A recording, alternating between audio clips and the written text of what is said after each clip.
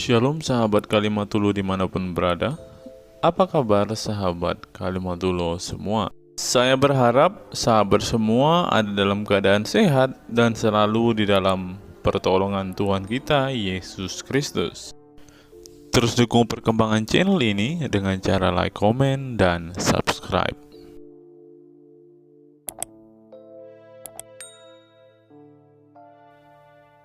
Sebagai seorang muslim, wajib nggak kamu itu menjadikan Muhammad sebagai suri tauladan? Wajib Wajib. Muhammad, suri tauladan ya. ya, suri tauladan. Ya, artinya apapun yang diperbuat Muhammad itu merupakan contoh-contoh yang baik. Betul? Betul. Of Di course. dalam sebuah hadis, Muhammad menikahi anak di bawah umur. Tahu? Nggak tahu. Tapi mungkin banyak ya. Mungkin itu nggak patut ditiru, Bang. Itu sunnah. Tapi katanya barusan tadi kamu bilang Muhammad itu suri tauladan yang patut ditiru. Ya, Sekarang kamu bilang tidak patut ditiru. Keadaan Arab sama keadaan Indonesia kan berbeda tuh. Oke, sekarang saya tanya, betul tidak bahwasanya dia suri tauladan itu sepanjang zaman tidak memandang kondisi tertentu? Selalu yang dilakukan Muhammad itu baik, tidak pandang waktu, tidak pandang zaman, tidak pandang tempat. Setuju nggak? Kalau saya itu nggak setuju. Kalau saya kayak gitu itu ya Islam itu mengikuti zaman. Berarti tidak Kalau cocok yang- lagi Muhammad dijadikan suri tauladan.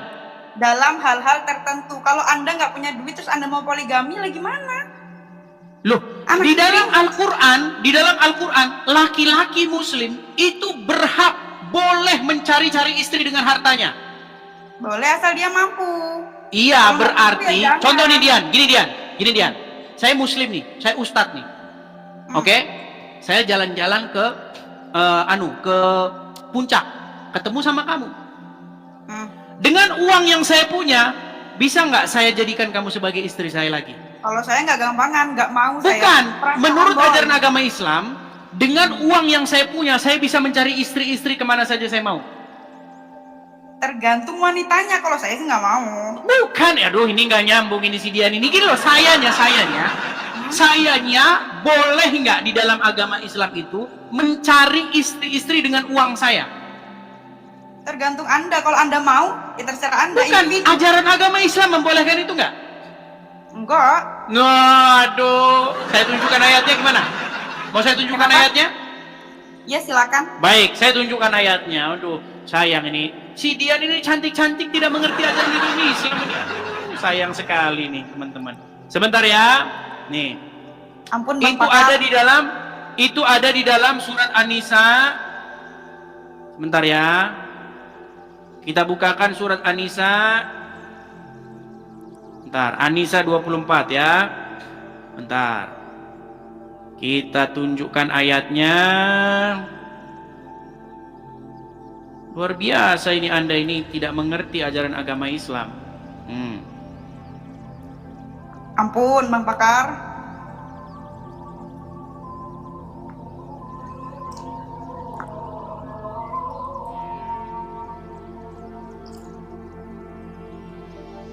Kepencet.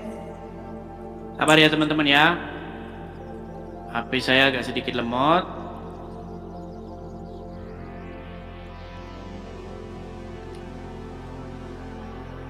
Sabar teman-teman ya. Jadi selama ini tidak pernah dengar itu ya? Enggak, gimana? Tidak pernah mendengar itu. Baik, kita bukakan surat An-Nisa ayat yang ke 24. Kita bukakan surat An-Nisa ayat ke-24. Saya tampilkan di sini, saya balikkan dulu layar saya ya. Nih ya suratnya An-Nisa ayat yang ke-24. Perhatikan. Dan diharamkan juga kamu mengawini wanita yang bersuami kecuali budak-budak yang kamu miliki. Oke? Sebagai ketetapannya atasmu. Dan dihalalkan bagi kamu selain yang demikian itu mencari istri-istri dengan hartamu untuk dikawini, bukan untuk berzina. Maka istri-istri yang telah kamu nikmati, maksudnya disetubuhi, di antara mereka berikanlah kepada mereka maharnya dengan sempurna sebagai suatu kewajiban. Dan tiadalah mengapa bagi kamu terhadap sesuatu yang telah kamu saling merelakannya sesudah menentukan mahar itu. Sesungguhnya Allah Maha mengetahui, Maha bijaksana. Perhatikan, fokusnya di sini, nih, ya. Perhatikan ya. Dan dihalalkan bagi kamu selain yang demikian itu mencari istri-istri dengan hartamu. Jadi seorang laki-laki muslim dengan harta yang mereka miliki, boleh nggak mereka mencari istri-istri? Boleh. Boleh. Ya kan terserah orangnya, kalau dia punya duit nggak apa-apa. Iya, makanya ini bukan masalah itu, tapi boleh kan? Boleh. Boleh kan? Tapi aku nggak mau. Nah, masalahnya karena kamu tidak mau mengikuti ajaran Al-Quran. Padahal, biasa aja. loh, begini Dian, gini. Saya tahu di dalam hati nuranimu, kamu nggak mau diperlakukan seperti itu. Menurut ajaran agama Islam, boleh nggak perempuan itu dikasari, istri itu dipukul, boleh nggak? Nggak boleh.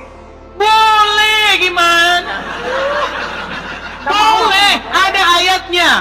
Ada ayatnya di mana seorang suami itu boleh memukul istrinya. Mau saya tunjukkan ayatnya? Nggak usah. Nggak boleh. Nggak mau. Oke, gini, makanya maksudnya begini. Salah satu diskusi lintas agama ini, Dian, kita itu memperbandingkan Injil dengan Al-Quran, ajaran Muhammad dengan ajaran Yesus.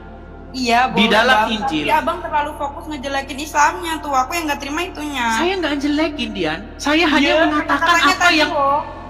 Dian, saya nggak menjelekkan. Saya mengatakan apa yang tertulis di dalam literatur Islam. Muhammad menikahi anak di bawah umur, namanya Aisyah. Kamu tadi nggak setuju bahwa Muhammad itu suri tauladan sepanjang zaman? Enggak, dalam beberapa hal mungkin iya. Dalam hal yang kayak gitu, aku kurang setuju sih. Iya. Berarti Muhammad nggak sempurna kan? Nggak ada manusia sempurna. Iya. Coba di dalam Al-Quran siapa manusia yang suci? Nggak ada yang suci. Lu ada ayatnya dalam Al-Quran. Satu-satunya manusia yang suci di dalam Al-Quran itu adalah Isa. Emang iya? Lu di dalam Quran surat Maryam ayat yang ke-19. Ketika Maryam ada sosok yang ruhana, ruhnya Allah yang telah menjelma menjadi manusia di hadapan Maryam berkata, "Innama ana rasulu li ahaba laki gulaman zakiyan." Tahu nggak artinya apa? Enggak, apaan? Sesungguhnya saya ini utusan Tuhanmu untuk memberikan kepadamu seorang anak laki-laki yang suci. Jadi yang suci itu menurut Al-Quran adalah Isa. Emang iya? Makanya dia belajar agama Islam. Contoh nih, contoh. Yesus tidak pernah di dalam hidupnya membawa-bawa golok, membawa-bawa pengikutnya untuk menjarah. Nggak pernah ada. Muhammad, Anda tahu berapa kali dia melakukan peperangan? Anda tahu ghanimah, harta rampasan perang?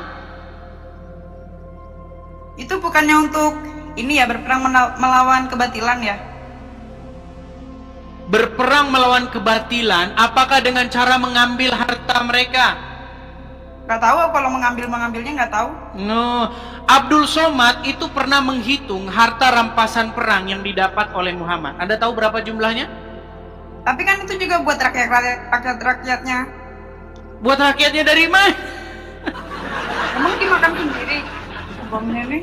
Gini, Tahu. tapi gini Dian, kita jangan yang tinggi-tinggi lah. Nanti saya khawatir kamu nggak nyam. Begini Dian, Ampun. begini ya. Kita ini sebenarnya berbicara tentang kepada siapakah kita itu mengikuti, kepada siapakah kita itu patuh dan tunduk. Kristen, saya sebagai orang Kristen, saya berbicara mengenai kepada siapa saya patuh dan tunduk. Saya patuh dan tunduk kepada Yesus. Ya, saya kepada Allah. Anda tidak patuh tunduk kepada Muhammad? Enggak. Oke lah teman-teman, kita punya satu orang muslim di sini ya, yang dia sudah tidak mau patuh kepada Muhammad, betul? Patuh dalam hal yang tertentu.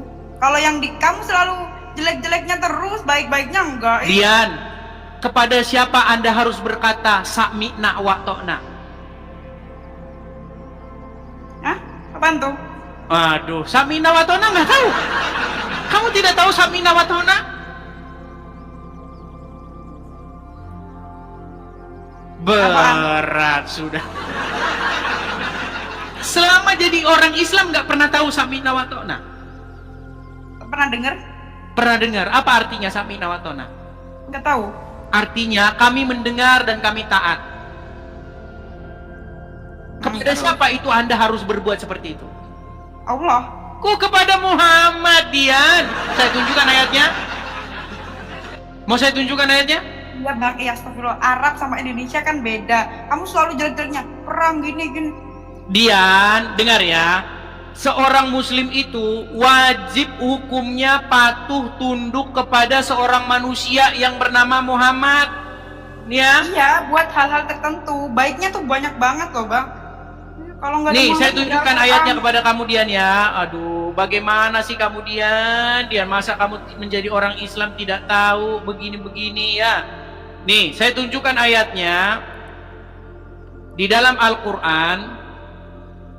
Nih, Anda harus sami'na wa ta'na kepada Muhammad. Aduh, sebentar ya. Terjemahan. Nih, itu ada di dalam surat An-Nur ayat 51 ya. An-Nur ayat 51 artinya. Nih, saya balikkan kamera saya dulu ya Dian ya. Nih, lihat nih. Apa dikatakan di sini Dian? Sesungguhnya, coba. Baca. Jawaban orang-orang mukmin bila mereka dipanggil pada Allah Dan Rasulnya, Rasulnya. Iya, jika mereka dipanggil kepada Allah dan Rasulnya agar Rasul menghukum, menghadili di antara mereka ialah ucapan Kami apa? mendengar dan Kami patuh. mendengar dan kami patuh. Jadi kepada siapa Anda mendengar dan patuh? Allah dan Muhammad. Kalau Allah kata dan itu. Muhammad. Jadi nggak bisa Allah doang Dian. Allah dan Muhammad terus. Makanya di masjid-masjid pun nama Allah dan Muhammad selalu berdampingan, nggak bisa terpisahkan. Saya kasih contohnya lagi nih. Nih ya, di dalam masjid, nih, ini Allah, Muhammad, ini Allah. Nih sebentar, kurang besar gambarnya, sabar ya. Nih, saya kasih gambar yang lebih besar. Di dalam masjid-masjid pun nih. Ini siapa? Muhammad. Ini Allah. Jadi kepada siapa umat muslim itu patuh, taat dan mendengar? Kepada keduanya. Nggak bisa kepada Allah doang atau kepada Muhammad doang. Kepada keduanya. Kan Muhammad yang menuntun kita agar ajaran-ajarannya Allah itu masuk. Baik. Muhammad tuh utusan bang, Oke. utusan. Muhammad menuntunmu. Oke, ini saya catat nih Dian. Pertanyaan bagus. Utusan, la ilaha illallah, utusan. Oke. Muhammad menuntunmu ya. Seperti Utusan. saya juga, seperti kami orang Kristen. Yesus yang menuntun kami. Iya sama kan? Oke, sekarang begini. Muhammad ada di mana? Di Arab. Di mana? Di kubur, betul nggak? Isa ada di mana? Sebelum kita naik ke situ, sebelum ke situ saya tanya dulu. Muhammad ada di mana? Di kubur, betul? Ya kalau sekarang dikubur. Oke, berarti Anda dituntun oleh mayat dalam kubur, betul? Enggak, bang, ada yang namanya hadis, ada yang namanya hadis Sofi, ada yang... Sekarang saya tanya, Muhammad menuntun orang Islam, betul atau salah? Betul. Muhammad sudah meninggal, betul atau salah? Betul. Berarti orang Islam dituntun oleh orang yang sudah meninggal dalam kuburan, betul? Sebelum-sebelumnya. Pas dia kan pernah hidup juga. Dia sekarang tahun 2025. Ya. Benarkah sampai detik ini Muhammad menuntun orang Islam, penuntun orang Islam? Betul. Betul. Muhammad sudah meninggal dalam kubur, betul? Betul. Berarti umat Islam dipimpin oleh orang yang sudah meninggal dalam kuburan, betul? Iya, tapi kan dulu-dulunya Iya. sanad-sanadnya masih ada, Bang. Nah, begini Dian, bedanya kita begini. Selama saya mengkaji, mendalami agama, saya sadar kenapa saya mau jadi orang Kristen, Dian. Karena saya tidak mau menyerahkan hidup saya dipimpin oleh orang mati. Saya hanya mau dipimpin oleh yang hidup, yaitu Yesus. Apa kata Yesus? Akulah jalan dan kebenaran dan hidup. Makanya dipimpin datang kepada Yesus. Pemimpin yang sejati itu adalah Yesus yang memimpin kita kepada hidup. Bukan orang dalam kuburan dia. Enggak juga. Loh, sekarang bagaimana logikanya kita mau menuju kepada hidup tapi kita dipimpin oleh orang mati di kuburan? Bagaimana logikanya kita mau ke Intinya itu surga tetap tapi sama dipimpin Allahnya. oleh orang dalam kuburan? Agama nih, kalau nggak ada yang nuntunnya nggak jadi. Betul, Kalau makanya kita Al-Quran ini itu berbicara. nggak akan ada kalau Nabi Muhammad itu nggak diturunkan. Dian, kita ini bicara mengenai siapa yang menuntun kita kepada hidup yang kekal, betul nggak? Apakah kamu percaya dengan hidup yang kekal? Apakah kamu percaya dengan kehidupan setelah kematian? Percaya? Oke, kalau kamu percaya, maka tujuan kita ini sebenarnya sama-sama ke sana, kepada hidup yang kekal, betul nggak? Menyembah Allah tujuan kita. Iya, tujuannya kan kepada hidup yang kekal, betul? Nah sekarang saya tanya sama kamu, bagaimana kamu bisa menuju kepada hidup yang kekal sementara yang memimpin kamu itu bukan orang yang menuju kepada hidup yang kekal, tapi orang yang menuju ke kuburan? Enggak, itu nanti kan ada ketemu Nabi Muhammad juga di sana. Dian, Muhammad itu di dalam Al-Quran tidak tahu apa yang akan diperbuat terhadap dia dan juga terhadap pengikutnya. Tidak tahu-tahu lah. Ini makanya masih pantasan kamu masih jadi orang Islam, Dian. Nih, saya Sampai tunjukin kapanpun, ayatnya. sampai mati pun Islam. Gimana? Sampai mati pun Islam. Iya, ini bukan masalah. Iya, memang namanya sekarang kan belum. Gini loh, Dian. Memang nggak semudah itu. Belum, nggak mau. Nggak semudah itu memang. Tapi kan lama kelamaan nanti kan Nggak kamu mau, juga mengerti. masih lama kelamaan nggak mau. Ya, karena sekarang kan kamu belum tahu. Coba nih dia. Apa di sini dikatakan? Katakanlah, aku bukanlah Rasul yang pertama di antara Rasul-Rasul. Dan aku tidak mengetahui apa yang akan diperbuat terhadapku dan juga terhadapmu. Jadi Muhammad tahu nggak apa yang akan diperbuat terhadap dia menurut ayat ini, Dian? Di hari akhir. Coba ya, Dian ya. Katakanlah, kul, ya, aku bukanlah Rasul yang pertama di antara Rasul-Rasul, dan aku tidak mengetahui apa yang akan diperbuat terhadapku dan pula terhadapmu. Ini Muhammad nih, nggak tahu dia apa yang akan diperbuat terhadap dia. Tergantung amal masing-masing, tergantung amalnya masing-masing. Bukan begitu juga dia. Bukan begitu, ya iya begitu. Anda tahu cerita bagaimana ketika Muhammad ditanya apakah dia pasti masuk surga atau tidak? Kenapa? Iya terus. Ketika Muhammad ditanya apakah dia masuk surga atau tidak, apa jawaban dia? Tahu nggak? Enggak, apa tuh? Nah, Kan kakak yang lebih tahu agama Islam. gini aja dah, gini. Setiap hari kalian bersolawat kepada Muhammad. Allahumma sholli ala Muhammad. Betul nggak? Apa artinya itu? Ya memuja-muja Nabi Muhammad. Terus gimana? Oke, ketika kami orang Kristen memuja-muja Yesus di gereja, ya Yesus, kalian bilang lagi nyembah Yesus, betul nggak? Enggak, terserah Anda. Kalau aku sih ya, bagiku agamaku, bagiku agamaku. Enggak, Dian, kita bukan ngomongin itu loh. Kita ini ngomongin. Enggak, aku tuh fokus itunya. Aku udah agama Islam, ya udah agamaku tenang. Kakak juga agama kakak aja, udah fokus sama agama kakak. Berbagi kebaikan dengan apa dalil-dalil agama Saya kakak. setuju dengan kamu, tapi mustahil kamu menjadi baik di detik yang sama kamu jadi Islam. Maksudnya? Bagaimana mungkin kamu bisa menjadi orang baik tapi di detik yang sama kamu jadi orang Islam? Bisa aja. Oke, baik. Kalau kamu seorang Muslim, apa yang harus kamu lakukan jika bertemu dengan orang Yahudi dan Nasrani? Tadi kan kamu bilang, Dian, kita ini sama-sama jadi orang baik saja, ya kan? Saya Islam, saya berbuat baik, kamu Kristen, kamu berbuat baik. Nah, saya setuju dengan kamu. Masalahnya begini, kalau kamu mengikuti agama Islam, kamu nggak mungkin bisa jadi begitu. Nih, saya tunjukin sama kamu ya. Nih, saya bisa loh. Karena kamu tidak melakukan ajaran agama Islam. Seperti tadi barusan masuk kamu bilang, Assalamualaikum sama saya. Padahal itu bukan ajaran agama Islam.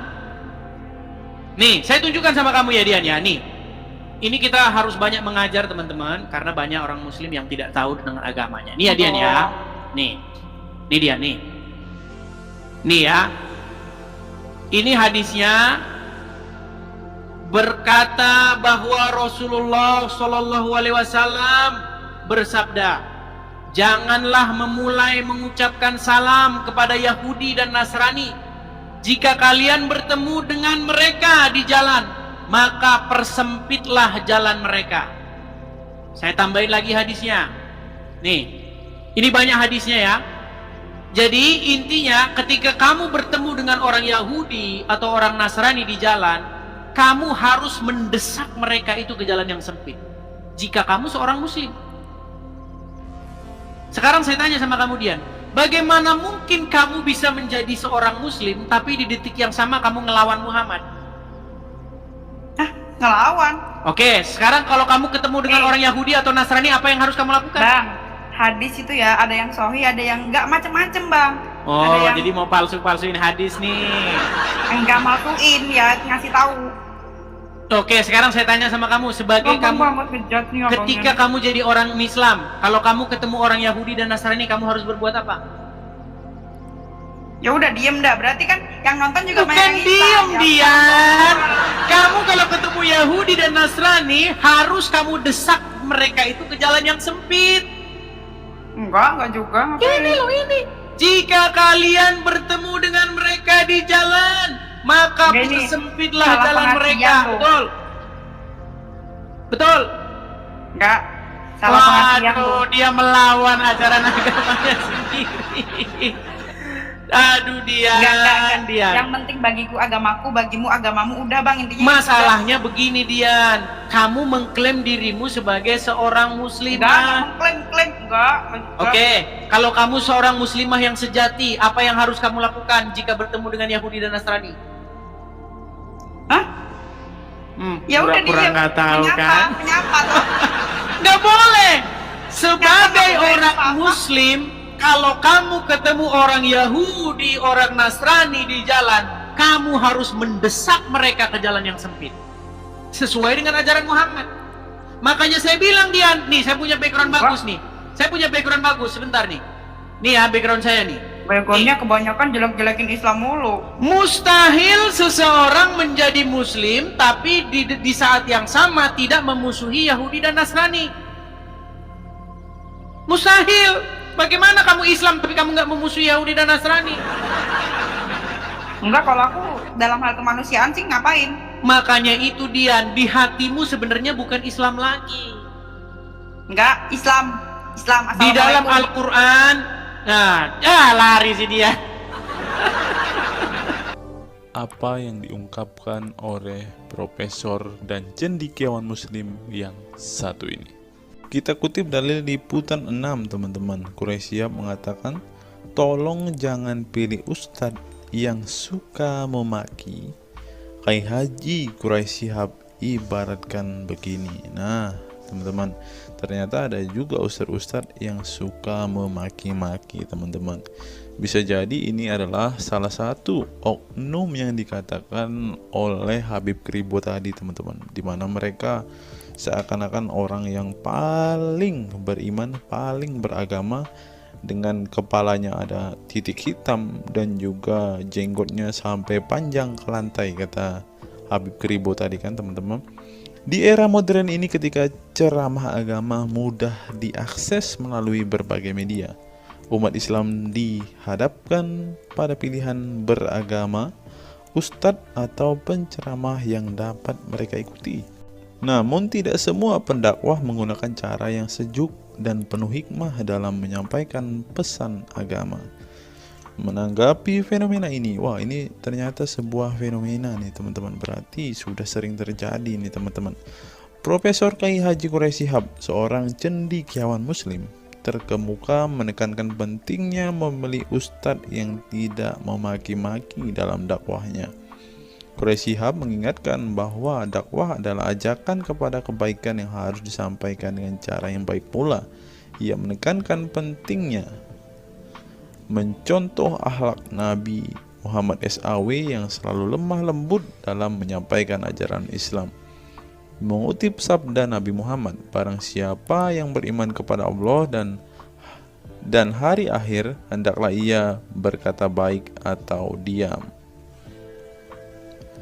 Ayahanda presenter Najwa Shihab menegaskan bahwa ini adalah pedoman penting bagi para pendakwah.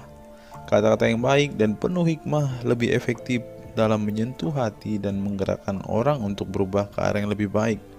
Dalam dakwah, seringkali ditemukan penceramah yang menggunakan kata-kata yang keras dengan alasan untuk menegur atau mengingatkan umat. Namun, Profesor Quraisy Shihab mengingatkan bahwa cara ini justru bisa menimbulkan antipati dan menjauhkan orang dari ajaran agama Islam yang seharusnya penuh kasih sayang dan rahmat. Menukil Islam.co, Quraisy Shihab menjelaskan hal yang menarik ketika ditanya seseorang terkait kriteria ustadz yang tepat untuk dijadikan panutan atau sebagai penceramah. Mantan rektor lain, sekarang UIN, Syarif Hidayatullah Jakarta, ini menjelaskan dengan penuh kasih ibarat seorang bapak menasihati anaknya. Pilihlah ustadz yang menganut paham moderat. Anda tidak akan mendengar makian tutur mantan Menteri Agama ke-16 masa Presiden Soeharto ini. Quraisy Shihab menjelaskan bahwa ustadz yang wasatiyah akan terbuka untuk dikritik dan tidak fanatik dengan satu pandangan dan menilai pandangan yang orang lain salah. Quraisy Shihab menjelaskan bahwa ustadz wasatiyah akan terbuka untuk dikritik dan tidak fanatik dengan satu pandangan dan menilai pandangan orang lain salah. Ustadz yang wasatiyah memahami bahwa jalan menuju agama itu besar dan memiliki jalan-jalan kecil untuk menuju jalan besar itu. Karena dalam rincian ajaran agama yang Tuhan tanyakan adalah hasilnya, misalnya 5 tambah 5, 10, tapi bisa juga 7 tambah 3, lanjutnya. Salah satu ciri ustadz yang wasatiyah menurutnya adalah berpengetahuan luas. Ustadz yang berpengetahuan luas akan mampu menilai dan menghargai suatu pendapat, sedangkan ustadz yang sempit pengetahuannya akan mudah menyalahkan. Semakin luas pengetahuan seseorang, semakin besar toleransinya. Semakin sempit, semakin bodoh tandasnya. Nah, teman-teman muslim, silahkan kalian mau milih ustadz yang modelnya seperti ini.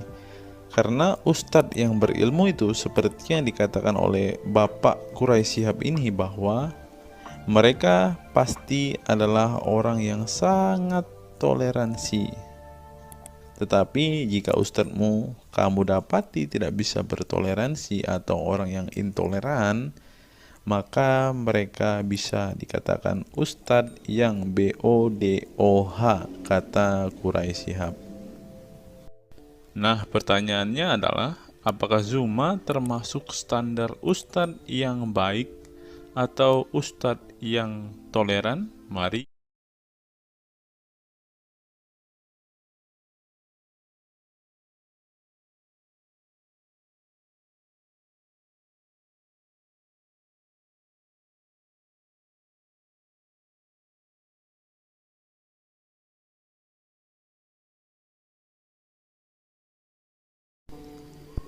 Google, mengapa Rasulullah disebut sebagai nabi penutup?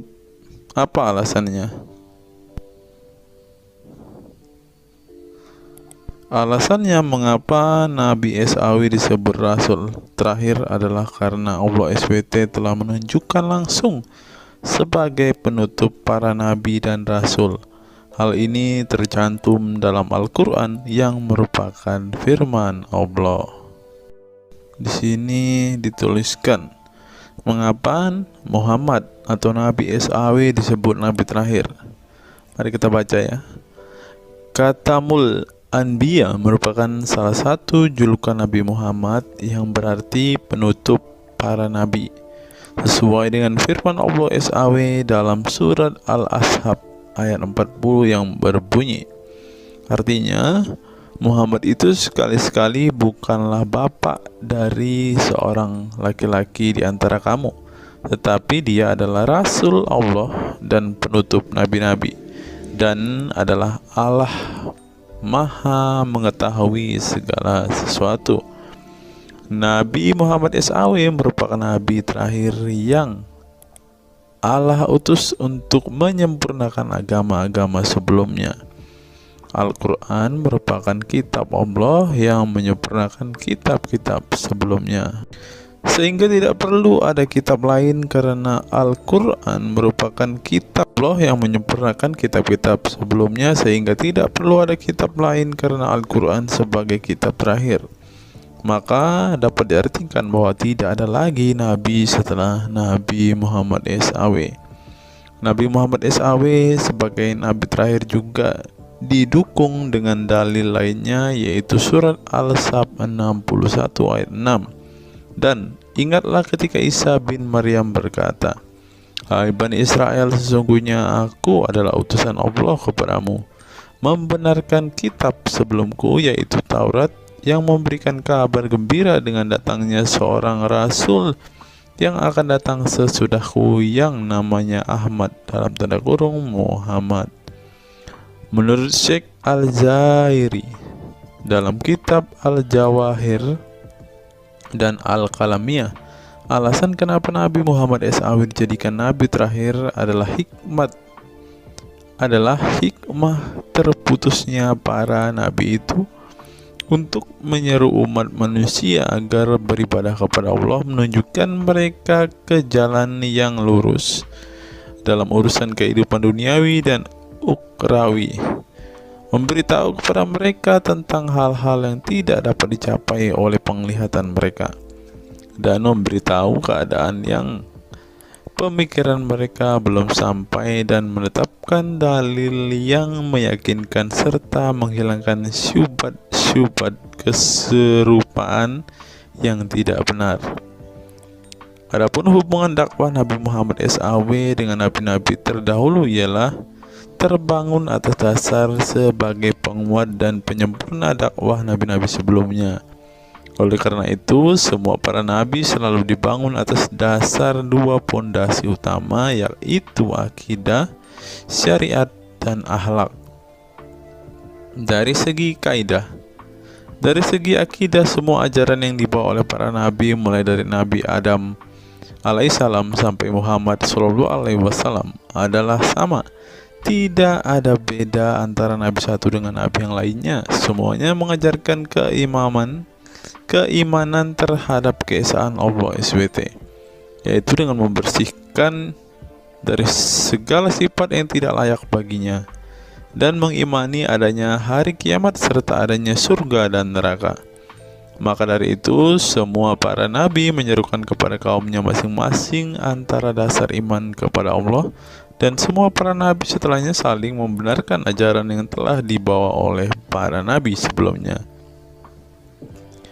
Adapun dari segi syariat yang mengatur tatanan kehidupan masyarakat dan individu terhadap perbedaan dalam metode dan kuantitasnya antara satu nabi dengan yang lain. Hal itu disebabkan karena syariat tersebut dalam ranah pelaksanaan, bukan sebuah pengabaran seperti akidah. Perkembangan zaman dan perbedaan bangsa yang satu dengan bangsa yang lainnya turut mempengaruhi syariat mereka satu sama lain. Diutusnya satu nabi itu adalah khusus untuk umatnya pada waktu itu, bukan umum untuk semua manusia. Sebuah hukum syariat terbatas dalam ruang lingkup yang sempit sesuai dengan umatnya pada waktu itu secara khusus. Nah, dari bagian pertama ini kita mengetahui teman-teman mengapa Rasulullah ini dikatakan sebagai nabi penutup, karena Rasulullah juga mengajarkan kepada keesaan Allah, teman-teman. Nah, seperti yang terus di sini. Semuanya mengajarkan keimanan terhadap keesaan Allah SWT, yaitu dengan membersihkan dari sifat segala yang tidak layak baginya dan mengimani adanya hari kiamat dan adanya surga dan neraka. Salah satu alasan mengapa Rasulullah disebut sebagai nabi penutup adalah ini, teman-teman. Mari kita lihat fakta berikutnya. Menurut kumparan, teman-teman, alasan mengapa Rasulullah SAW disebut nabi terakhir, teman-teman. Mari kita simak ya. Saya berharap teman-teman tidak bosan mendengar setiap fakta-fakta yang kita bukakan ini, karena dengan melihat fakta-fakta ini setidaknya kita belajar, teman-teman, dan dapat memaklumi mengapa sih saudara-saudara muslim kita itu sangat-sangat menjunjung tinggi Rasulullah, teman-teman. Mari kita simak. Nabi Muhammad SAW adalah nabi yang ke-25 dalam Al-Quran. Sebagai umat Islam, kita diwajibkan mempercayai bahwa tidak ada rasul lain setelah kematian Nabi Muhammad SAW. Sebenarnya mengapa Nabi SAW disebut Rasul terakhir? Bukan tanpa alasan Allah SWT memilih Nabi Muhammad SAW sebagai Rasul terakhir, sehingga kita dilarang untuk mempercayai bahwa adanya Rasul setelah Nabi Muhammad SAW meninggal dunia, bahkan sampai memiliki cara pandang berbeda dengan beliau. Nah, jadi teman-teman kita, saudara-saudara kita tidak percaya ada Nabi setelah Nabi Muhammad, teman-teman. Terlebih ada yang Nabi yang membawa ajaran-ajaran yang berbeda dari apa yang diajarkan oleh Rasulullah. Berikutnya, alasan dibalik Nabi Muhammad SAW disebut Rasul terakhir. Nabi Muhammad SAW ditunjuk menjadi Rasul terakhir Allah SWT dan mendapatkan Al-Quran yang merupakan kitab sempurna dari kitab-kitab sebelumnya. Nah, mereka percaya juga kitab mereka adalah kitab yang paling sempurna, karena kitab-kitab sebelumnya tidak sempurna, maka disempurnakan oleh Al-Quran, teman-teman. Artinya, wahyu yang sudah diterima Nabi Muhammad SAW sudah terputus sejak beliau meninggal dunia. Ibnu Katsir menjelaskan, ini merupakan nikmat Allah Subhanahu wa Ta'ala yang terbesar atas umat ini. Allah Subhanahu wa Ta'ala telah menyempurnakan untuk mereka agama mereka, sehingga mereka tidak lagi membutuhkan agama selain agama mereka. Mereka tidak pula membutuhkan nabi selain nabi mereka. Oleh karena itu, Allah Subhanahu wa Ta'ala menjadikannya sebagai penutup para nabi. Allah Subhanahu wa Ta'ala mengutus beliau kepada manusia dan kepada jin. Nah, jadi teman-teman, Rasulullah juga bukan hanya dikirim kepada umat muslim, kepada manusia-manusia yang percaya dan memutuskan untuk memeluk agama Islam saat ini, ternyata juga kepada para jin, teman-teman. Allah Subhanahu wa Ta'ala berfirman, artinya Muhammad itu sekali-kali bukanlah bapak dari seorang laki-laki di antara kamu, tetapi dia adalah Rasulullah dan penutup nabi-nabi, dan adalah Allah Maha mengetahui segala sesuatu. Dikutip dari buku situs-situs dalam Al-Quran oleh Syarifuddin al-Fikri, para ahli bahasa memberikan makna terhadap kata ma dalam surat Al-Ahzab ayat 40 dengan al-istitsaku wal ma'u, yang artinya memastikan dan menolak sesuatu. Sehingga Al-Quran menyebutkan bahwa Nabi Muhammad SAW sebagai khatam an-nabiyin, artinya pasti tidak ragu beliau seorang nabi terakhir dan menolak orang mengaku di kemudian hari. Adapun alasan dibalik Nabi Muhammad SAW sebagai Rasul terakhir dijelaskan oleh Syekh Al-Zairi dalam Al-Jawahir Al-Kalamiyah. Sebenarnya Nabi kita Muhammad dikatakan sebagai penutup para nabi itu hanya karena sesungguhnya hikmat terputusnya para nabi itu menyeru umat manusia agar beribadah kepada Allah, menunjukkan mereka ke jalan yang lurus dalam urusan kehidupan duniawi dan ukhrawi, memberitahu kepada mereka tentang hal-hal yang tidak dapat dicapai oleh penglihatan mereka, dan memberitahu keadaan yang pemikiran mereka belum sampai, dan menetapkan dalil yang meyakinkan serta menghilangkan syubhat-syubhat keserupaan-keserupaan yang tidak benar. Karena itu umat manusia tidak memerlukan lagi kepada Nabi sesudah Nabi Muhammad, sebab syariatnya telah mencapai batas kesempurnaan. Dan dari alasan inilah tampak jelas tentang rahasia terusnya beliau untuk seluruh umat manusia, dan keberadaan beliau sebagai manusia yang paling utama dalam segi fisik serta halaknya. Demikianlah penjelasan singkat mengenai Nabi Muhammad SAW sebagai Rasul terakhir. Semoga dengan mengetahuinya dapat menambah meneladani beliau sebagai sosok yang sempurna. Yang perlu diingat, jangan menghujat ya teman-teman. Mengutip sindonews.com, inilah ke-10 keistimewaan Rasulullah. Yang pertama, air liur Rasulullah menjadi obat. Dari Sahl bin Sa'ad berkata, saat Rasulullah dan para sahabat akan berperang di Khaibar, Rasulullah bersabda bahwa ia akan memberikan bendera kepada seorang pria yang cinta dan dicintai oleh Allah dan Rasul-Nya, dan Allah akan memberikan kemenangan. Rasulullah mencari Sayyidina Ali, akan tetapi para sahabat mengatakan bahwa Ali sedang mengalami sakit mata. Rasulullah memerintah para sahabat untuk mendatangkan Ali kepada beliau. Kemudian Rasulullah meludahi kedua matanya dan mendoakannya. Seketika itu sakit matanya sembuh seakan-akan tidak ada bekas sakit sebelumnya. Kemudian sahabat Talq bin Ali mengaku pernah digigit kalajengking di kakinya. Lalu Nabi meludahi kakinya dan mengusapnya. Seketika hilang sakit dan berhenti darahnya keluar. Talq bin Ali mengatakan, aku digigit oleh kalajengking ketika aku di dekat Nabi Muhammad, lalu beliau meludahi kakiku dan mengusapnya. Yang kedua, rambut beliau membawa berkah. Sahabat Khalid bin Walid radhiyallahu anhu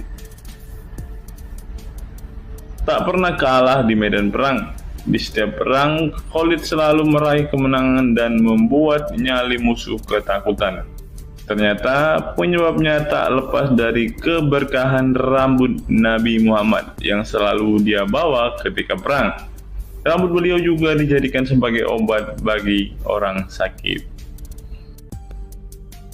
Yang ketiga, keringat Nabi Muhammad menjadi minyak wangi. Anas bin Malik menceritakan keberkahan keringat Nabi Muhammad sebagai minyak wangi. Beliau mengatakan, Nabi masuk ke rumah kami dan beliau qailullah, tidur siang di tempat kami. Ketika tidur itu Nabi berkeringat, kemudian ibuku datang membawa botol dan keringat Nabi Muhammad ditampung ke dalam botol itu. Kemudian ketika Nabi bangun dari tidurnya, beliau bertanya kepada ibuku, wahai Ummu Sulaim, apa yang sedang engkau perbuat? Ummu Sulaim mengatakan, ini keringatmu wahai Rasulullah, aku jadikan minyak wangi dan ini adalah minyak wangi yang paling wangi. Yang keempat, tidak memiliki bayangan. Asyadid Muhammad bin Alawi Al-Maliki dalam kitabnya Mafahim Yazid Antus Hahaha menyebut di antara kekhususan Nabi Muhammad adalah tidak memiliki bayangan. Karena memang beliau adalah cahaya dan cahaya tidak pernah memiliki bayangan. Nabi tidak memiliki bayangan meskipun ada sinar matahari. Ini didukung oleh doa Nabi yang meminta kepada Allah untuk dijadikan sebagai cahaya. Hal ini disebutkan oleh Imam Muslim dalam hadis yang menjelaskan tentang bacaan Nabi dalam doa sujudnya. Ya Allah, jadikanlah di dalam hatiku cahaya, di pendengaranku cahaya, dalam penglihatanku cahaya, di sebelah kananku cahaya, di sebelah kiriku juga cahaya, di depanku cahaya, dan di belakangku cahaya, serta di atasku cahaya, juga di bawahku cahaya, dan jadikanlah untukku cahaya. Dalam riwayat lain juga disebutkan, jadikanlah aku cahaya. Yang kelima, tidak pernah menguap. Dalam kitab Al-Qashais Al-Kubra, Imam Asyuyuti menyebutkan riwayat Nabi Muhammad yang sepanjang hayat tidak pernah menguap. Ditakris oleh Imam Al-Bukhari dalam kitabnya Al-Tariq dan juga Ibnu Abi Saibah dalam Musannafnya, dan dari Isa Ibnu Sa'ad dari Yazid bin Al-Asham, beliau berkata bahwa Nabi Muhammad tidak pernah menguap sama sekali. Yang keenam, hati beliau tidak pernah tidur. Keistimewaan lainnya adalah kedua mata beliau tertidur, namun tidak demikian dengan hati beliau. Suatu waktu Nabi Muhammad pernah ditanya oleh istrinya Sayyidah Aisyah tentang tidurnya selepas sholat witir. "Wahai Rasulullah, apakah engkau tidur setelah sholat witir?" Beliau menjawab, "Betul Aisyah, sesungguhnya mataku tertidur dan tetapi hatiku tidak pernah tidur." Ini sejalan dengan apa yang disebutkan beliau bahwa para nabi tidaklah tidur kecuali hanya mata mereka saja yang terpejam. Hati mereka tidak pernah tidur dari berzikir kepada Allah Ta'ala. Dan begitu juga para nabi tidur hanya matanya saja, sedangkan hatinya tidak pernah tidur. Yang ketujuh, jubah beliau sembuhkan orang sakit. Asma bintu Abu Bakar radhiyallahu anhu bertaburuk dengan jubah Nabi. Dari Abdullah bin Kaisan berkata, "Diperlihatkan kepadaku sebuah jubah tayalisah dari Kisra dan kerahnya berbahan dibaj. Juga kedua sisinya dijahit dengan dibaj." Asma berkata kepada budaknya, "Wahai Abdullah, jubah ini dahulu ada pada Aisyah hingga ia wafat. Setelah Aisyah wafat, aku pun mengambilnya. Dulu Rasulullah sering memakai jubah ini. Kami pun biasa mencuci jubah ini dengan air untuk menyembuhkan orang yang sakit." Kedelapan, darah bekam Nabi diminum sahabat. Darah Rasulullah benar-benar barokah. Sahabat Abdullah bin Zubair radhiyallahu anhu pernah meminum darah Nabi. Diceritakan Abdullah datang kepada Rasulullah ketika beliau sedang berbekam.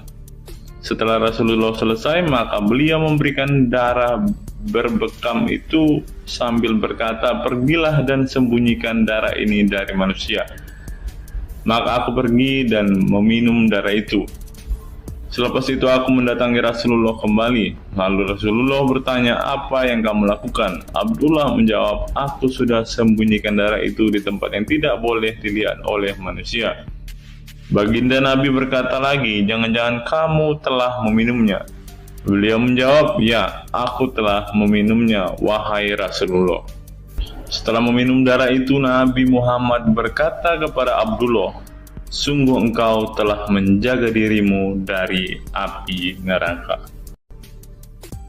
Yang kesembilan, tidak pernah ihtilam atau dalam tanda kurung mimpi basah. Ihtilam adalah keluarnya air mani karena sebab mimpi atau fantasi. Di Indonesia sering disebut dengan mimpi basah. Dan itu tidak pernah terjadi pada Nabi Muhammad. Dalam kitab hadis Al-Mu'jam Al-Kabir, Imam At-Tabarani mengeluarkan sebuah riwayat dari Ibnu Abbas bahwasannya Nabi Muhammad tidak pernah ihtilam atau mimpi basah. Yang ke-10 yang terakhir, teman-teman, dapat melihat dan mendengarkan ringkihan langit. Dari sahabat Abu Jar, Nabi Muhammad bersabda, "Sesungguhnya aku melihat apa yang kalian tidak lihat, dan aku mendengar apa yang kalian tidak dengar, ringkihan langit. Dan memang pantas langit bersuara ringkih, karena di setiap jarak 4 jari di langit ada malaikat yang menaruh keningnya dan sujud kepada Allah. Demi Allah, seandainya kalian mengetahui apa yang aku ketahui, kalian akan sedikit tertawa dan banyak menangis." Keistimewaan lain dari Nabi Muhammad disebutkan ketika beliau buang air tidak ada bekasnya sama sekali. Dalam kata lain, semua kotoran beliau ditelan bumi tak sedikit pun yang tertinggal. Beliau juga mampu melihat ke belakang dengan jelas sebagaimana beliau melihat ke depan. Itulah ke-10 keistimewaan Nabi Muhammad yang juga menjadi bukti kenabian beliau. Rasulullah adalah manusia sebagaimana umatnya, akan tetapi Allah menjadikan beliau sebagai manusia yang tidak seperti manusia pada umumnya.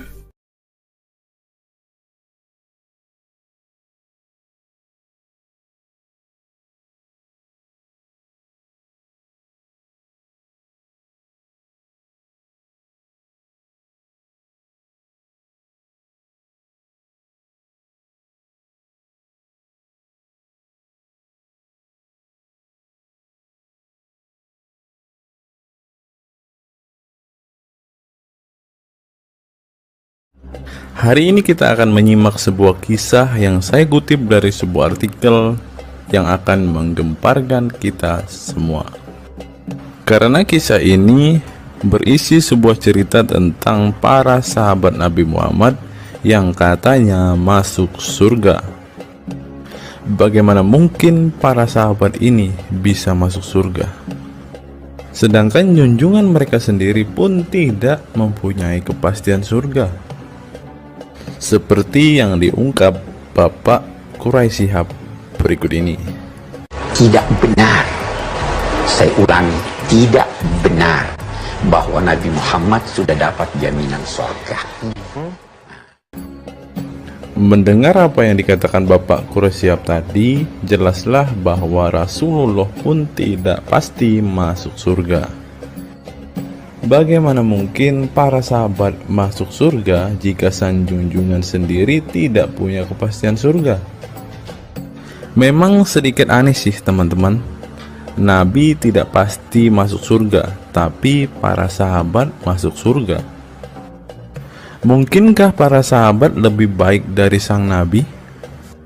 Untuk itu, mari kita simak kisah para sahabat Nabi berikut ini dan temukan alasan mengapa mereka bisa masuk surga. Kisah sahabat Nabi Muhammad SAW yang dijamin masuk surga oleh Allah SWT. Semua manusia pasti menginginkan masuk surga Allah SWT, namun tidak semua jiwa bisa masuk surga. Ada banyak tantangan dan perjalanan yang sangat panjang yang harus dihadapi umat Islam hingga mendapat kesempatan ala SWT untuk masuk surga. Itu juga belum tentu langsung masuk surga. Mungkin harus ke neraka untuk menghapus dosa-dosa terlebih dahulu.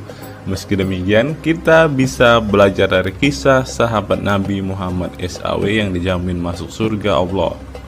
Mereka tidak begitu saja mendapat tempat yang keindahannya kekal abadi. Berbagai ujian keimanan dan fisik dalam mengarungi kehidupan mereka di jalan Allah SWT. Siapa sajakah sahabat Nabi SAW yang dijamin masuk surga? Simak selengkapnya dalam ulasan berikut ini. Kisah sahabat Nabi Muhammad SAW yang dijamin masuk surga. Dalam sebuah hadis terdapat 10 sahabat Nabi SAW yang masuk surga. Hadis tersebut berasal dari Abdurrahman bin Auf radhiyallahu anhu. Ia berkata, Rasulullah SAW bersabda. Adapun kisah 10 sahabat Nabi yang dijamin masuk surga yang dikutip dari buku biografi 10 sahabat Nabi yang dijamin masuk surga karya Sujai Fadil 2020. Yang pertama, Abu Bakar As-Siddiq. Abu Bakar As-Siddiq dikenal sebagai manusia terbaik setelah Nabi Muhammad SAW. Beliaulah orang pertama yang beriman kepada Nabi SAW, menemaninya dan membenarkan perkataannya. Ketika Nabi Muhammad SAW meninggal dunia, beliaulah yang dipilih menjadi imam dan melanjutkan kepemimpinan sebagai khalifah. Yang kedua, Umar bin Khattab. Sahabat Nabi Muhammad SAW selanjutnya yang dijamin masuk surga adalah Umar bin Khattab. Dedikasi beliau kepada agama Islam sangatlah besar. Walaupun sebelum ia memutuskan untuk beriman kepada Nabi Muhammad SAW, ia ingin membunuhnya. Setelah masuk agama Islam, Umar bin Khattab menjadi orang yang paling berani dan mendapat gelar Al-Furuq yang memiliki arti pembeda antara yang benar dan yang salah. Yang ketiga, Utsman bin Affan. Utsman bin Affan merupakan saudagar kaya raya, namun kekayaan tersebut tidak membuatnya sombong, namun kebalikannya. Utsman menggunakan hartanya untuk zakat, sedekah, dan infak. Setelah meninggalnya Umar bin Khattab, beliau melanjutkan kepemimpinannya dan juga melanjutkan tugas untuk menyusun mushaf Al-Quran. Yang keempat, Ali bin Abi Thalib. Ali bin Abi Thalib merupakan sepupu dari Nabi Muhammad SAW, sehingga beliau banyak belajar Islam dari usianya sejak kecil. Ali bin Abi Thalib pernah ditinggal Nabi Muhammad SAW saat perang Tabuk untuk menjaga para wanita dan anak-anak. Setelah meninggalnya Utsman bin Affan, beliau meneruskan kepemimpinannya. Namun di masa kepemimpinannya banyak sekali pertentangan dan perpecahan kelompok dengan pemikiran masing-masing. Talhah bin Ubaidillah. Meski tak seterkenal para khulafaur rasyidin, namun beliau merupakan sosok perlindung bagi Nabi Muhammad dalam perang Uhud dengan menangkis anak panah dengan tangannya hingga kehilangan jari-jarinya.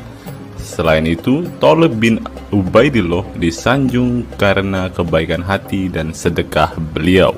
Yang keenam, Zubair bin Awam.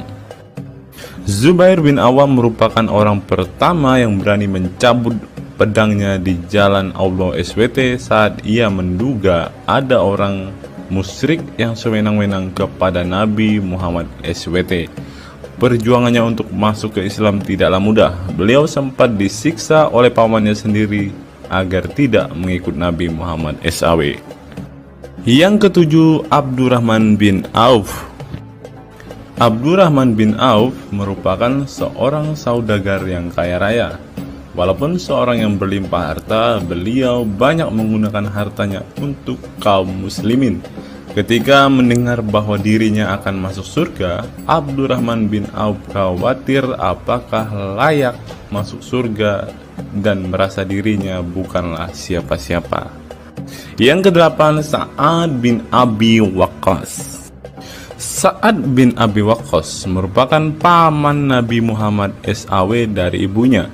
Ketika mendengar Islam di Mekah, Sa'ad langsung menghampiri Nabi Muhammad SAW untuk beriman kepada Allah SWT dan Rasulnya. Sa'ad bin Abi Waqqas merupakan orang pertama yang meletakkan anak panah di jalan Allah SWT. Beliau juga dipilih menjadi komandan perang Qadisiyah dan diangkat menjadi gubernur Kufah di masa kepemimpinan Utsman bin Affan. Yang kesembilan, Sa'id bin Zaid. Apabila seseorang yang mampu membuat Umar bin Khattab yang keras bisa masuk ke dalam Islam, beliau adalah Sa'id bin Zaid dan istrinya Fatimah bin Khattab. Beliau mengadakan pertemuan di Darul Arqam dan sebelumnya menyampaikan dakwah di dalamnya. Sa'id bin Zaid tidak pernah absen dari peristiwa penting dan peperangan bersama Nabi Muhammad SAW kecuali di perang Badar. Yang ke-10, Abu Ubaidah bin Jarrah. Abu Ubaidah bin Jarrah merupakan seorang sahabat Nabi Muhammad yang lemah lembut namun cekatan. Beliau termasuk salah satu generasi pertama yang masuk Islam. Ketika perang Uhud, dua gigi depannya copot, malah tampilan dirinya makin bagus. Giginya ompong dikarenakan ia mencabut dua rantai yang masuk melalui lubang kancing topi besi di wajah Nabi Muhammad SAW karena terkena tebasan. Dari 10 kisah tadi, semua sahabat Nabi itu terkenal dengan perbuatan baiknya. Apakah standar umat muslim masuk surga adalah dengan berbuat baik? Perbuatan baik tentu tidak dapat menyelamatkan. Seorang ustadz pernah berkata seperti ini. Mengantarkan kita masuk ke surga itu bukan amal perbuatan kita. Kita semua masuk ke dalam surga Allah kelak itu lantaran mendapat anugerah dari Allah dan mendapat rahmat dari Allah. Jadi bukan karena amal ibadah kita. Apa tanggapan teman-teman setelah menyimak kisah ini?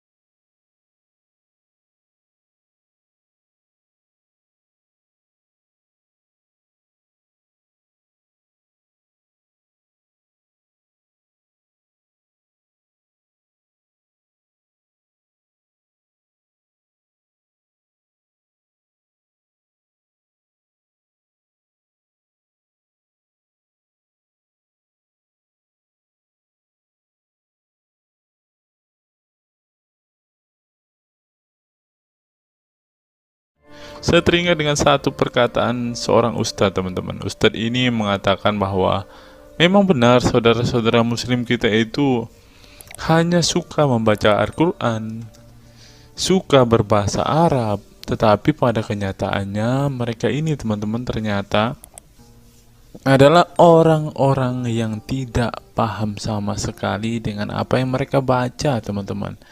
Dan akhirnya Ustadz ini mengatakan bahwa saudara-saudara muslim kita ini seperti keledai, teman-teman. Mari kita dengarkan apa yang disampaikan Ustadz ini. Kita bangga menghafal Al-Quran tapi tidak memahami Al-Quran. Senang mengulang berbahasa Arab tapi tidak mengerti bahasa Arab. Suka membaca Al-Quran tapi tidak memahami maknanya. Akhirnya apa? Menjadi keledai di Indonesia. Tidak sampai di situ saja, teman-teman. Menurut NU Online, seperti yang disampaikan oleh Gus Baha, ingin umat Islam banyak baca Al-Quran meski tak paham maknanya.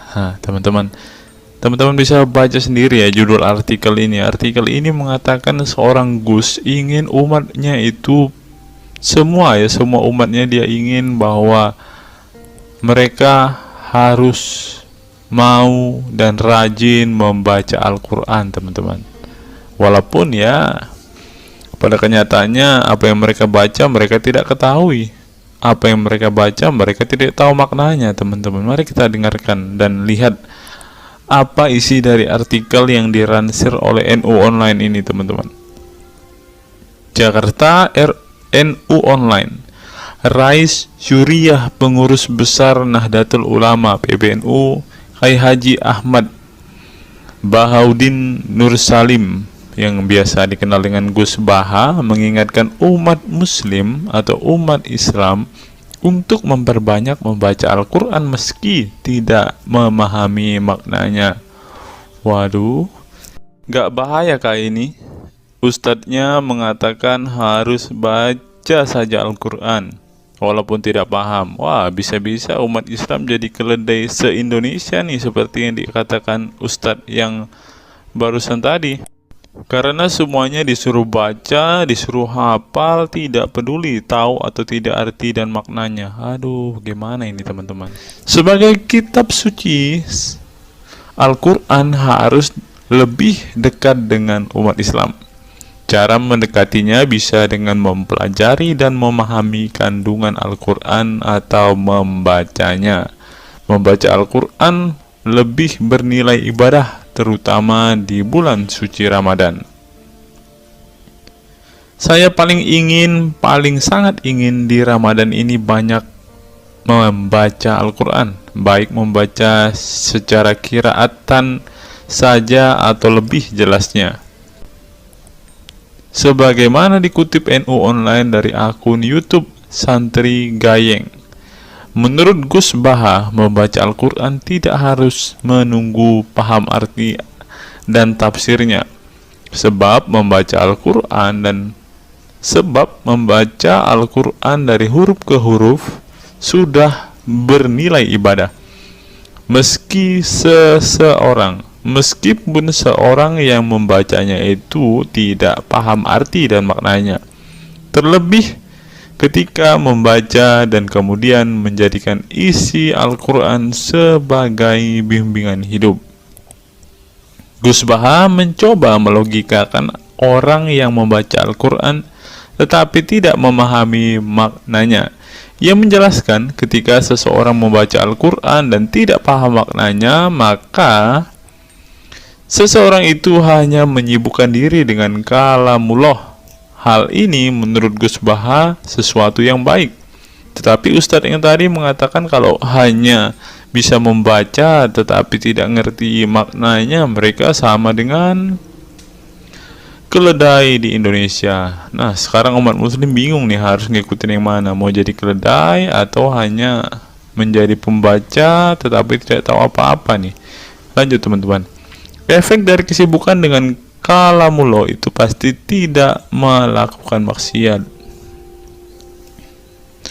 Tetapi kalau kita melihat ya, kalau ada satu contoh kasus yang terjadi di pesantren kemarin kan teman-teman, di artikel yang kita baca sebelumnya, bahwa kejadian atau hal yang bersangkut paut dengan maksiat ini terjadi di dalam pondok pesantren teman-teman. Bagaimana ini Gus Baha? Kalau Anda mengatakan bahwa ketika orang sibuk dengan membaca Al-Quran dengan kesibukan membaca kalamullah dan bisa terhindar dari melakukan hal-hal maksiat, tapi kok di pondok pesantren malah terjadi maksiat nih Gus Baha, bagaimana ini? Lanjut, saya beri contoh, meskipun membaca saja dan tidak paham artinya, itu tetap baik.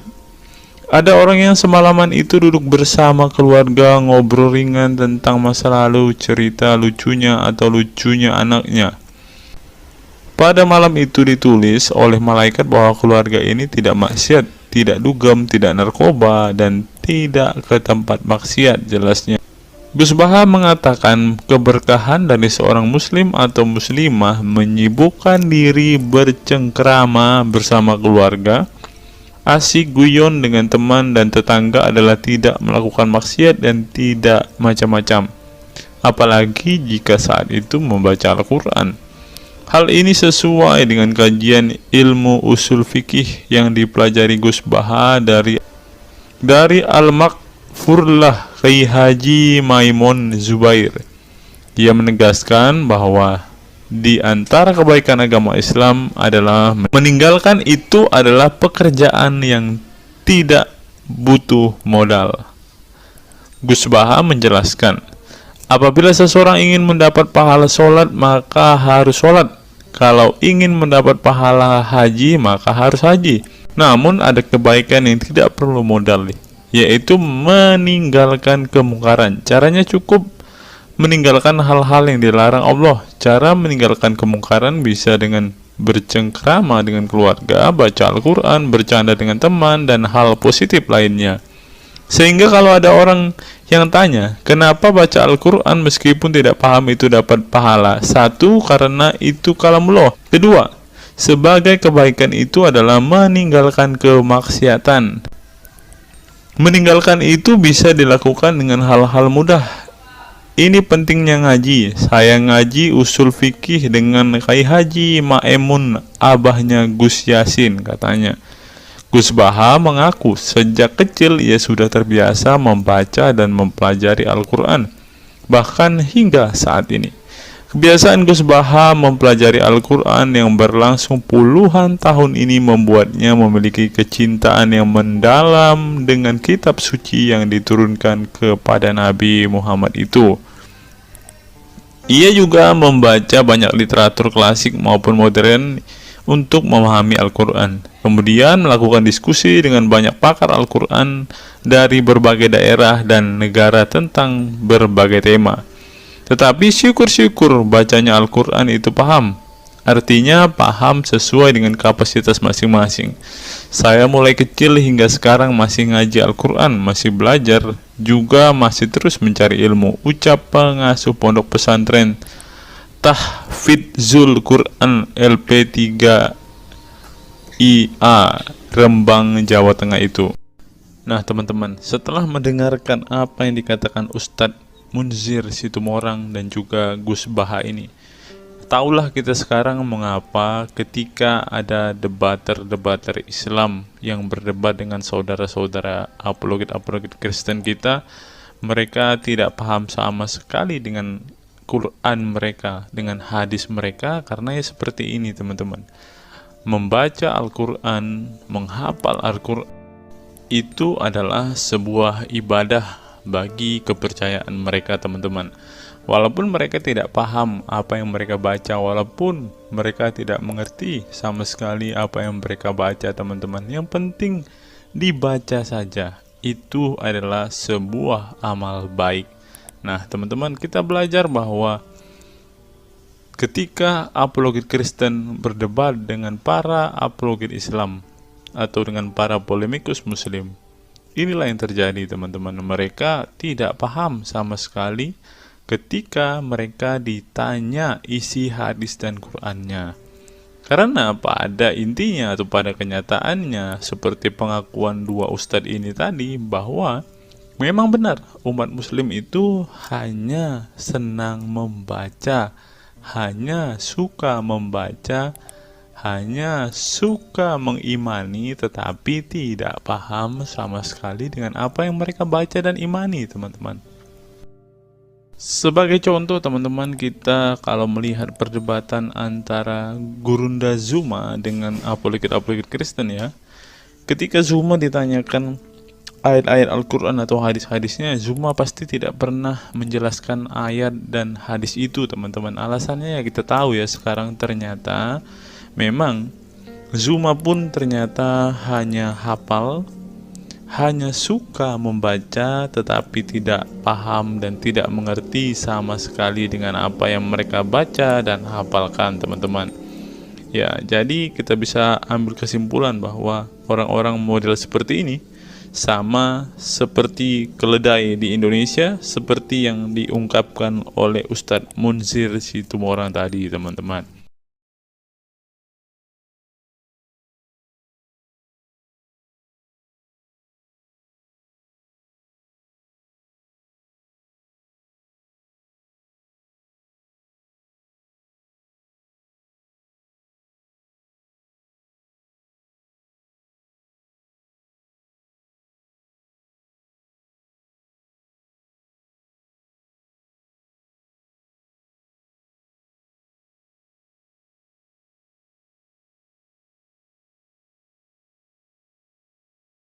Fenomena pemurtadan dan kelompok Islam radikal. Sejumlah sarjana Islam mengemukakan hukuman seorang murtad adalah hak prerogatif Tuhan, bukan wewenang manusia. Masalah pemurtadan selalu menjadi isu penting dalam sejarah wacana keislaman. Dalam Islam, tindakan atau sikap seseorang muslim meninggalkan agama Islam, baik dengan perkataan maupun dengan perbuatan, disebut dengan ridah atau irtidad dalam bahasa Arab. Dan orang muslim yang melakukan tindakan ini disebut murtad. Nah, seperti yang dikatakan oleh Yakut tadi, teman-teman, dengan mengatakan toa itu seperti gonggongan anjing, dia sudah murtad, teman-teman. Itulah sebabnya saudara-saudara muslim menganjurkan dia untuk istighfar dan mengucapkan 2 kalimat syahadat kembali. Lanjut. Seorang dikatakan murtad belum tentu mereka pindah atau konversi ke agama baru. Bisa juga mereka kemudian memilih untuk tidak beragama, menjadi sekuler, ateis, agnostik, dan lain sebagainya. Masalah pemurtadan ini bukan hanya diskursus dan fenomena eksklusif dalam Islam saja, tetapi juga dalam agama-agama lain ya. Ada banyak pendapat di kalangan sarjana muslim tentang status ridah dan bagaimana seharusnya memperlakukan seorang murtad. Ada yang berpendapat ridah adalah masalah kepolitikan, bukan masalah teologi keagamaan, sehingga orang yang keluar dari Islam murtad tidak perlu dikenai hukuman apapun, termasuk hukuman pembunuhan. Karena itu akan bertentangan dengan doktrin Islam dan Al-Quran yang menggaransi kebebasan bagi seseorang untuk beriman dan beragama atau tidak beriman dan tidak beragama. Bagi mereka, sejarah hukuman pembunuhan bagi orang-orang yang keluar dari Islam lebih mengacu pada fenomena dan alasan sosial politik belaka. Dengan kata lain, kata murtad bagi mereka mengacu pada pengertian pembangkangan politik ketimbang pemberontakan teologis. Tak ada konsensus mengenainya. Tetapi ada pula yang berargumen bahwa masalah pemurtadan adalah masalah teologi keagamaan, sehingga orang yang mendeklarasikan diri keluar dari Islam harus dihukum bunuh seperti yang dipraktikkan oleh generasi Islam pasca wafatnya Nabi Muhammad.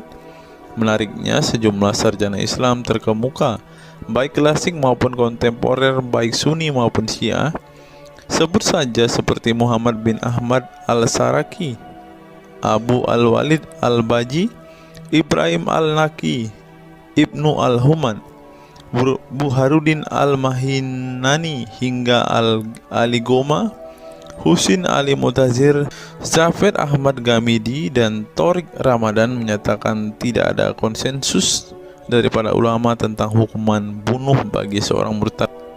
Mereka juga menegaskan bahwa hukuman seorang murtad adalah hak prerogatif Tuhan, bukan wewenang manusia. Nah, sekarang kalau kita melihat, ada seorang ustadz mengatakan, siapa namanya itu, Abdul Somad, bilang bagi yang murtad darahnya halal. Nah, gimana ya dengan Abdul Somad ini, teman-teman? Dia sudah tidak menghidupi apa yang diajarkan oleh pendahulu-pendahulunya, teman-teman.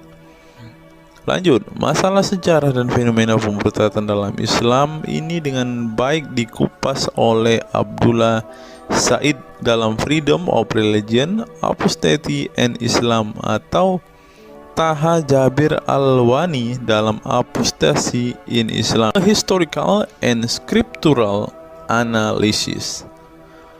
Tulisanku ini tak bermaksud membahas secara lebih dalam dan detail tentang pemurtadan ini, tetapi ingin menyajikan sejumlah fenomena pemurtadan di kalangan masyarakat Islam kontemporer, di mana banyak orang-orang yang memilih keluar dari Islam bukan lantaran menghadapi peliknya masalah teologi keislaman misalnya, melainkan dikarenakan telah muak menyaksikan perilaku Islam itu sendiri, khususnya kalangan muslim ekstremis. Nah, ini juga yang buat saudara-saudara kita muslim murtad, teman-teman.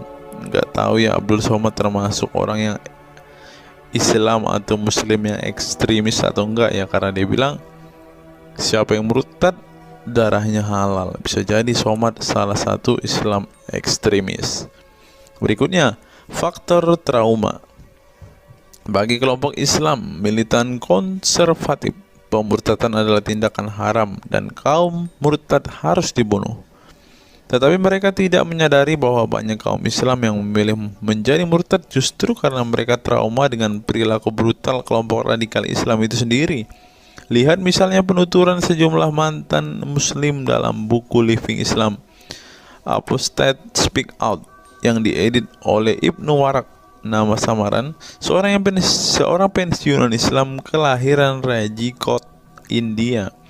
Dalam buku yang sangat provokatif ini, sejumlah ex-muslim bersuara keras memberi kesaksian tentang kebobrokan perilaku kelompok muslim radikal di negara-negara yang mayoritas berpenduduk muslim seperti Pakistan, Bangladesh, Aljazair, Iran, Afghanistan, dan lain sebagainya.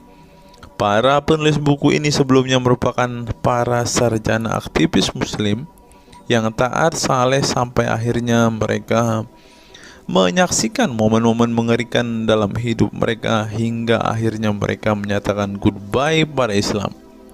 Lihat teman-teman, mereka ini adalah saksi keekstriman Islam, teman-teman.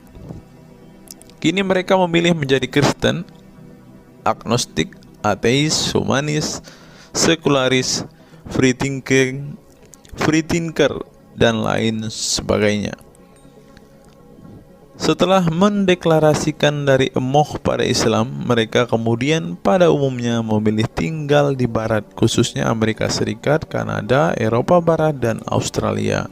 Karena kalau mereka tinggal di Arab ya pasti dipenggal, teman-teman. Sebagai suaka baru mereka dengan pertimbangan satu, masalah ketidakamanan jika mereka tinggal di negara asal mereka, sebab seorang yang pindah agama dihukumi murtad dan mereka itu bisa dibunuh. Nah, benar apa yang saya katakan tadi kan, teman-teman. Yang kedua, lantaran di barat ada jaminan soal kebebasan beragama. Nah, kalau di negara asal mereka hanya satu agama, teman-teman. Kalau mau meluk agama lainnya, siap-siap dipenggal karena darahnya halal. Inilah ajaran Islam yang asli. Berikutnya, buku yang ditulis oleh kaum murtad ini penting untuk disimak sebagai kritik tajam atas tindakan radikalisme agama yang dilakukan oleh, meminjam istilah Muhammad Said Asmani, kelompok ekstrim yang sering menebarkan kekerasan dan kebencian dalam menyampaikan pesan-pesan keagamaan tanpa disadari bahwa perilaku sadis dan barbar mereka telah menyebabkan sebagian umat Islam frustasi dan kehilangan kepercayaan terhadap agama mereka, kemudian memilih hengkang dari Islam. Ini menunjukkan bahwa masalah pemurtadan atau proses konversi tidak semata-mata masalah teologi keagamaan, tetapi juga sosial, politik, dan ekonomi. Itulah yang dialami Ibnu Warraq, Ali Sina, Anwar Saik, Faisal Muhammad, Syarek Malik, Samia Libini, Abul Qasem, dan masih banyak lagi. Semula mereka adalah para pemeluk Islam saleh yang kemudian memilih keluar dari agama ini setelah mereka mengalami dan menyaksikan peristiwa tragis dalam sejarah hidup mereka. Simak misalnya penuturan Ali Sina dalam Why I Live Islam, My Passage from Faith to Enlightenment. Ali Sina yang masih keturunan Ayatollah Iran ini menuturkan pengalaman getir hidupnya menyaksikan serangkaian horor di negaranya Iran. Dia mengatakan sejak Ayatollah Khomeini berhasil menggulingkan diktator Shah Reza Pahlavi pada tahun 1979, segera ia mengganti ideologi sekuler negara dengan ideologi Islami yang tunduk sepenuhnya pada otoritas Khomeini. Masih menurut Ali Sina, alih-alih ingin menegakkan kedaulat Tuhan, dalam praktiknya yang terjadi justru penegak kedaulatan Khomeini, di mana melalui agen rahasianya yang bernama Saza Mene Ate Laat Fa Amniate Keskharar, yang disingkat Sefak, dia dan para pendukungnya menghancurkan siapapun yang tidak mau tunduk pada otoritas politik keagamaannya, termasuk bekas sekutunya. Maka pada saat Imam Khomeini berkuasa, kata Sina, nyawa pun menjadi sangat murah. Ribuan orang Irak dibunuh sebagai efek perang teluk antara Iran-Irak. Ribuan pengikut Bahai Faith disiksa dengan tuduhan murtad, dan ribuan penduduk Iran yang menolak otoritas politik dan agama sang imam dipenjara. Nasib kaum perempuan lebih tragis lagi.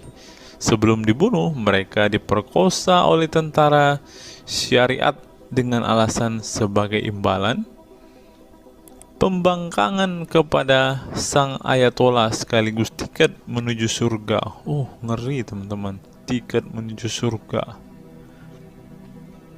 Peristiwa tragis semasa rezim Khomeini ini membuat Ali Sina trauma dan kehilangan kepercayaan terhadap Islam, sehingga ia memilih murtad. Sekarang ia mendirikan Faith Freedom Foundation untuk mengadvokasi orang-orang yang ingin meninggalkan Islam. Selain Ali Sina, pengalaman getir juga dialami oleh Abul Qasem Bangladesh, Syarek Malik Pakistan, Anwar Saik Pakistan Bertain, Nadia dari Maroko, Samia Libina dari Tunisia, Azad dari India, dan masih banyak lagi.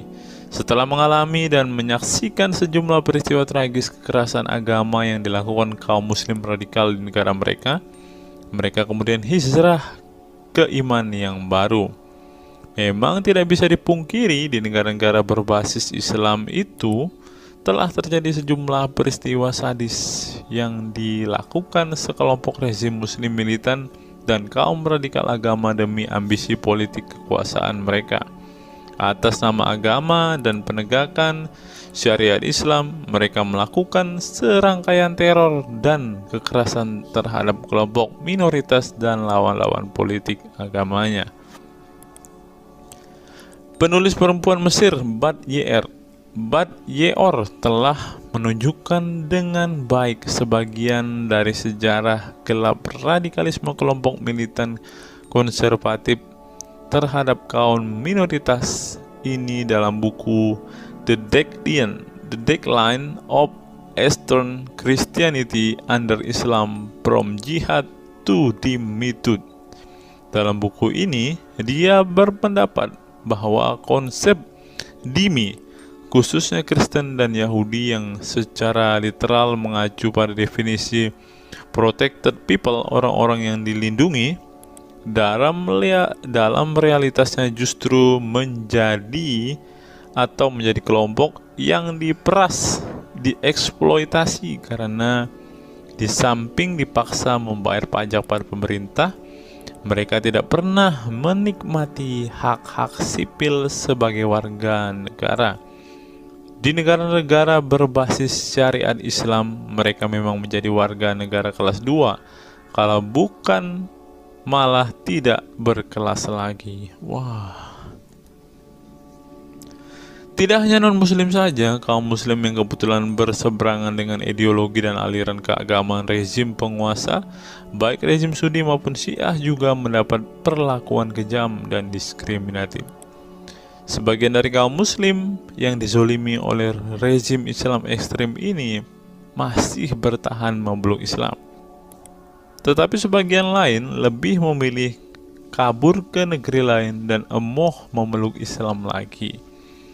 Ilustrasi di atas merupakan peringatan keras sekaligus memberi pelajaran berharga bagi umat Islam. Dengarnya saudara-saudara Islam, khususnya kelompok muslim militan konservatif yang selama ini getol berdakwah dengan cara-cara kekerasan dan intoleran.